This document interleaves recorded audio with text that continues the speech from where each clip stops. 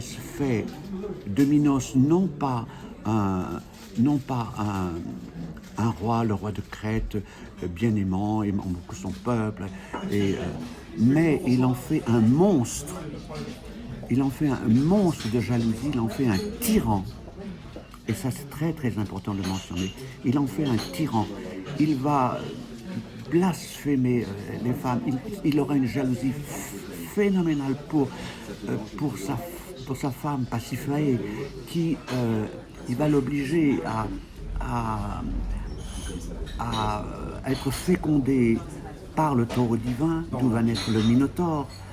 Et c'est une punition de Poséidon. Mais c'est pas Minos qui est puni, c'est Pasiphae au fond. Et donc, il va avoir une jalousie phénoménale pour sa femme, parce que sa femme est très amoureuse du taureau divin, de même que les filles, Ariane et Phèdre, sont elles aussi très amoureuses. Donc, il y a une rivalité. Minos a réussi à faire une rivalité entre ces trois femmes, la mère et les deux filles. Et donc, ce Minos et Pasiphae est une affaire plutôt féminine, si vous voulez. Mais ce que j'en ai retiré, et on parlait d'innocence tout à l'heure, c'est l'innocence de ces trois vies. Il y a d'abord le taureau divin qui sera sacrifié, qui va mourir alors qu'il est parfaitement innocent. Pasiphae, qui est parfaitement innocente aussi, va mourir.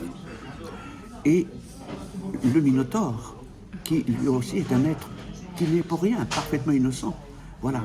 Et c'est ça, c'est ce qui me rapproche avec ce que j'évoquais tout à l'heure au sujet des animaux innocents. C'est ce qui me rapproche de ça, de ce que j'ai vécu. Voilà.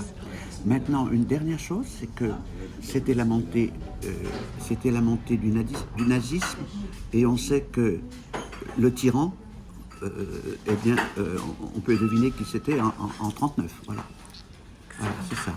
Et alors, ça me paraît être assez actuel.